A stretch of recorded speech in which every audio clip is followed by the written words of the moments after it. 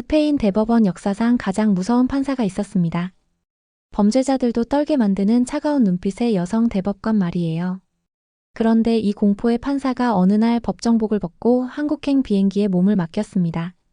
왜일까요? 스페인 언론이 발칵 뒤집힌 이유가 있었거든요. 그녀의 두 딸이 하루아침에 집을 나가버렸기 때문입니다. 그것도 지구 반대편 한국으로 말이에요. 더 충격적인 건 그 딸들이 이미 한국에서 엄청난 성공을 거두고 있었다는 사실입니다. 한 명은 글로벌 기업의 임원이 되어 있었고, 다른 한 명은 전 세계가 열광하는 드라마 작가가 되어 있었거든요. 그런데 정말 소름 끼치는 건 따로 있었어요. 평생 단 한 번도 남자를 믿지 않았던 대법관 어머니가 한국 남자에게 자신의 딸을 맡기겠다고 선언한 거예요. 도대체 한국에서 무슨 일이 벌어진 걸까요? 60년간 철벽 같던 여성이 한강변에서 무너져 내린 진짜 이유는 뭘까요? 그리고 그녀가 평생의 신념을 버리고 내린 마지막 결정은 과연 무엇이었을까요? 지금부터 여러분이 상상도 못할 놀라운 반전이 기다리고 있습니다. 그 전에 잠깐만요. 1초면 누를 수 있는 좋아요와 구독 버튼 눌러주시면 영상 제작에 큰 힘이 됩니다. 본 영상은 개인정보 보호를 위해 스토리를 재구성한 이야기입니다. 그럼 이제 시작하겠습니다. 저는 아드리아나 로페즈입니다. 스페인 최초의 여성 대법관이죠. 사람들은 저를 어른 판사라고 불렀어요. 왜냐하면 어떤 흉악범 앞에서도 표정 하나 바뀌지 않았거든요. 그런 제가 그날은 달랐습니다. 평생 가장 중요한 판결을 내린 날이었거든요. 살인사건의 최종 선고였는데 피고인이 법정에서 저를 째려보며 협박했었죠. 판사님, 후회하게 될 거예요. 하지만 저는 흔들리지 않았습니다. 무기징역을 선고했어요. 그리고 평소처럼 차분하게 집으로 돌아왔죠. 현관문을 열자마자 이상한 기운이 느껴졌습니다. 거실에 앉아있는 두 딸의 표정이 심상치 않았거든요. 라파엘라와 미겔라가 나란히 앉아서 뭔가 심각한 표정을 짓고 있었어요. 엄마, 우리 한국에 가서 살기로 했어요. 라파엘라의 첫마디에 저는 귀를 의심했습니다. 뭐라고? 한국이라고? 엄마, 우리는 이미 결정했어요. 다음 주에 출발할 거예요. 미겔라까지 나서서 말하니까 정말 충격이었죠. 이게 농담인가 싶어서 딸들의 얼굴을 자세히 봤는데 진짜 진지했어요. 너희가 미쳤구나. 스페인을 버리고 어디를 간다고? 저는 소리를 질렸습니다. 평생 법정에서도 목소리를 높인 적이 없었는데 말이에요. 엄마, 우리는 아무것도 버리지 않았어요. 더 큰 세상으로 가는 거예요. 더 큰 세상이라니. 여기가 유럽인데 어디가 더 크다는 거야? 저는 이해할 수 없었습니다. 평생 이성적으로 살아온 제가 감정적으로 변하고 있었어요. 엄마, 우리에게는 한국이 기회의 땅이에요. 여기서는 절대 할 수 없는 일들을 하고 있거든요. 라파엘라가 말했는데 그 눈빛이 제가 본 적 없을 정도로 확신에 차 있었어요. 그 순간 저는 무력감을 느꼈습니다. 법으로 모든 것을 해결할 수 있다고 생각했는데 딸들의 마음만은 판결할 수 없었거든요. 다음 날 아침 저는 딸들의 방을 샅샅이 뒤졌습니다. 뭔가 단서가 있을 거라고 생각했거든요. 그런데 발견한 것들이 정말 충격적이었어요. 라파엘라 방에서는 한국 회사들과 주고받은 이메일들이 가득했습니다. 그것도 무려 3년치나 말이에요. 제가 전혀 모르는 사이에 이런 일이 벌어지고 있었다니요. 라파엘라, 이게 다 뭐야? 엄마, 저는 이미 2년 전부터 한국 스타트업과 협업하고 있었어요. 처음에는 원격 근무로 시작했는데 지금은 정식 임원이 되었거든요. 임원이라고? 네가? 저는 믿을 수 없었습니다. 제 딸이 외국 회사의 임원이라니요. 엄마, 제 연봉이 얼마인지 아세요? 여기 스페인에서 10년 일해도 벌 수 없는 돈이에요. 라파엘라가 보여준 계약서를 보니 정말 놀라웠어요. 금액이 제 판사 연봉의 몇 배였거든요. 미겔라 방은 더 충격적이었습니다. 한국어로 된 책들이 가득했고 벽에는 한국 드라마 포스터들이 붙어 있었어요. 미겔라, 언제부터 한국어를 배웠어? 엄마, 4년 전부터요. 온라인으로 한국 대학교 수업도 들었어요. 그리고 미겔라가 보여준 건 더 놀라웠습니다. 자신이 쓴 드라마가 넷플릭스에서 전 세계 1위를 기록했다는 뉴스 기사였어요. 이 작가 로페즈가 너라고? 네, 제 한국 이름이에요. 미겔라 로페즈의 줄임말이거든요. 저는 현기증이 났습니다. 제 딸이 전 세계적으로 유명한 작가였다니요. 그리고 엄마, 저는 한국 분과 결혼 준비를 하고 있어요. 뭐라고? 이번엔 라파엘라가 폭탄 선언을 했습니다. 중견기업 오너 아들이에요. 정말 좋은 가정 출신이고 저를 정말 사랑해주거든요. 저는 이 모든 상황이 꿈만 같았습니다. 하루아침에 딸들이 완전히 다른 사람이 되어버린 기분이었어요. 왜 나한테 말하지 않았어? 엄마가 반대할 게 뻔했으니까요. 엄마는 스페인밖에 세상을 인정하지 않잖아요. 미겔라의 말이 가슴에 박혔습니다. 정말 제가 그런 사람이었나요? 엄마가 몰랐을 뿐이에요. 우리는 이미 여기서 꿈을 이루고 있어요. 딸들의 말을 들으니 저는 혼란스러웠습니다. 제가 평생 지켜온 가치관이 흔들리기 시작했거든요. 그 다음 주부터 두 딸과의 연락이 완전히 끊겼습니다. 전화를 해도 받지 않고 문자도 읽지 않았어요. 심지어 집에도 돌아오지 않았죠. 저는 미칠 것 같았습니다. 스페인 전체를 뒤흔든 살인사건도 해결했던 제가 내 딸들은 찾을 수 없다니요. 도대체 어디서 뭘 하고 있는 거야? 저는 하루에도 몇 번씩 딸들에게 전화를 걸었습니다. 하지만 계속 꺼져 있었어요. 그때 저는 평생 처음으로 법조계 인맥을 개인적인 일에 사용하기 시작했습니다.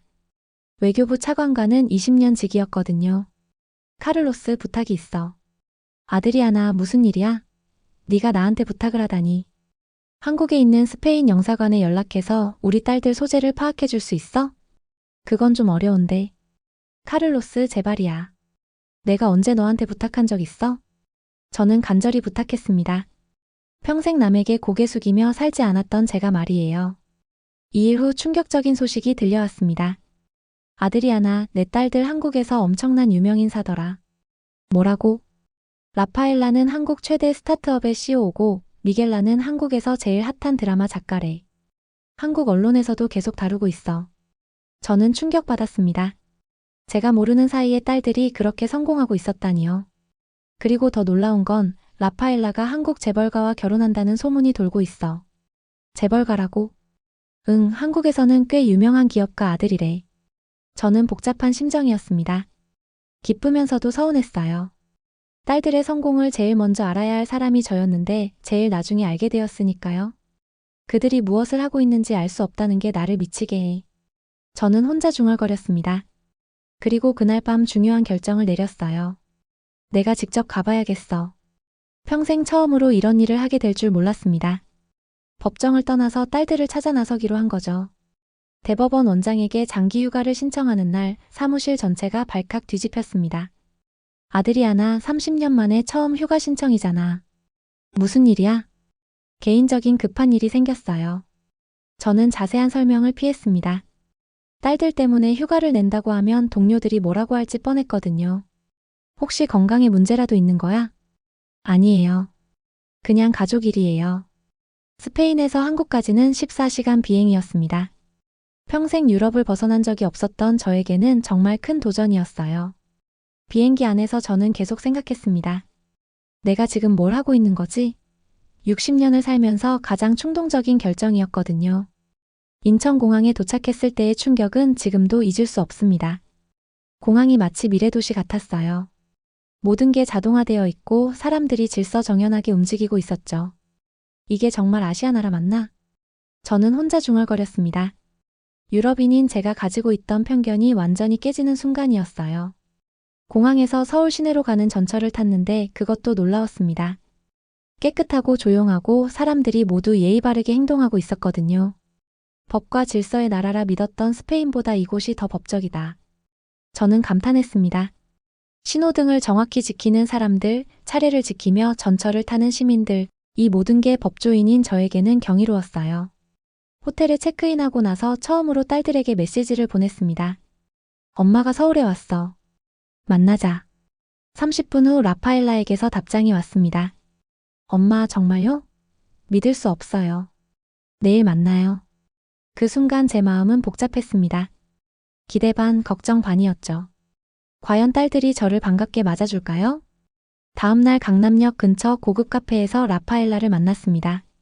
딸의 모습을 보는 순간 저는 깜짝 놀랐어요. 완전히 다른 사람이 되어 있었거든요. 엄마. 라파엘라가 저에게 달려와 안겼습니다. 그런데 딸의 옷차림부터 태도까지 모든 게 달라져 있었어요. 자신감이 넘쳤고 눈빛이 살아있었죠. 라파엘라, 완전히 다른 사람이 된 것 같구나. 엄마, 저는 여기서 진짜 제 모습을 찾았어요. 그때 옆에 있던 한국 남자가 일어나서 정중하게 인사를 했습니다. 어머님 안녕하세요. 김민준입니다. 그의 첫인상은 정말 좋았어요. 예의 바르고 진실해 보였거든요.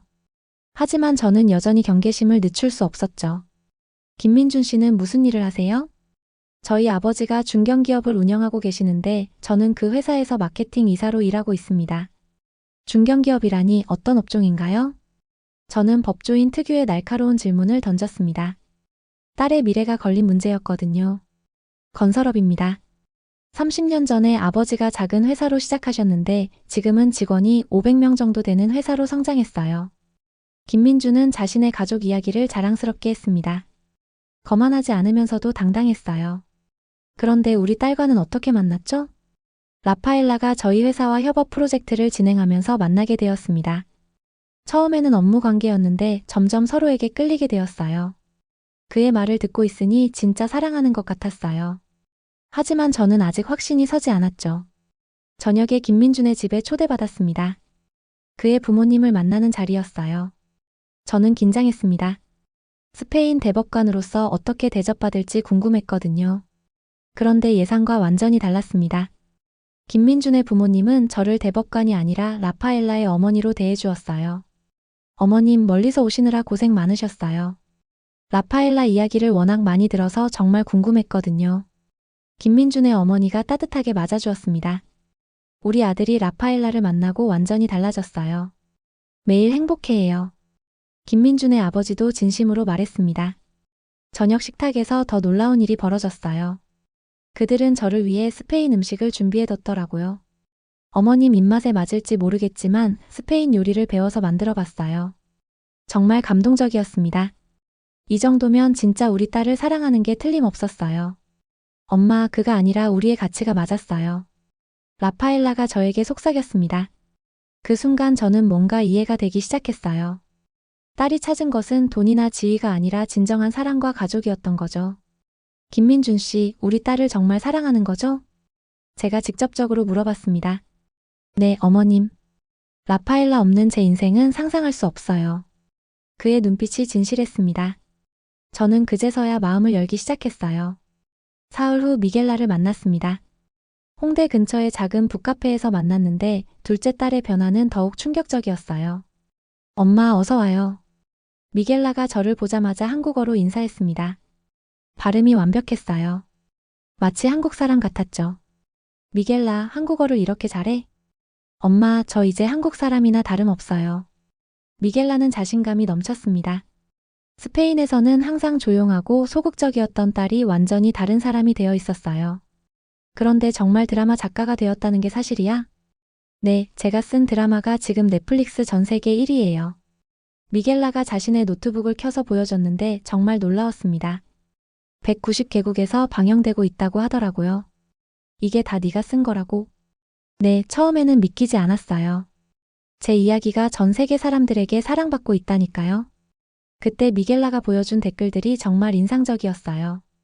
영어, 스페인어, 일본어, 중국어로 전 세계 팬들이 감사 인사를 남겨놨더라고요. 엄마, 저는 한국의 전통과 현대가 공존하는 모습에 감명받았어요. 무슨 말이야? 할머니가 한복을 입고 스마트폰을 쓰는 모습, 전통시장에서 카드로 결제하는 풍경, 이런 게 제게는 너무 신기했거든요. 미겔라의 설명을 들으니 저도 한국에 대해 새롭게 생각해보게 되었습니다. 그리고 엄마, 여기서는 제가 외국인이라는 게 단점이 아니라 장점이에요. 어떻게? 다양한 문화적 배경을 가진 작가로 인정받고 있거든요. 제 스페인적 감성이 한국 드라마에 새로운 색깔을 입혀준다고 해요. 미겔라가 보여준 한국 언론 기사를 보니 정말 놀라웠어요. 글로벌 감성의 천재 작가, 문화융합의 아이콘 이런 제목들이 가득했거든요. 엄마, 제가 얼마나 벌고 있는지 알아요? 미겔라가 보여준 수익 명세서를 보고 저는 입이 떡 벌어졌습니다. 제 평생 연봉보다 많은 돈을 1년 만에 벌어들이고 있었어요.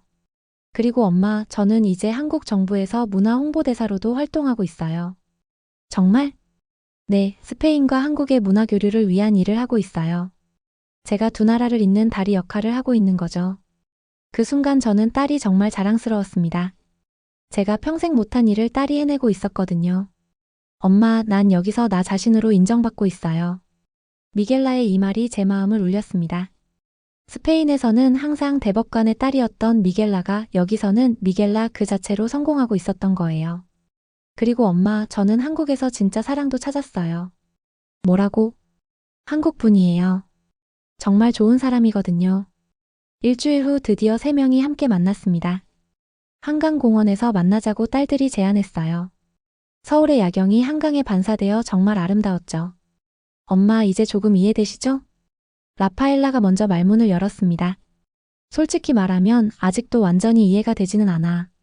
저는 정직하게 말했습니다. 하지만 이어서 말을 덧붙였어요. 그런데 너희가 행복해하는 모습을 보니 마음이 조금 편해져. 엄마, 저희는 스페인을 버린 게 아니에요. 미겔라가 진지하게 말했습니다.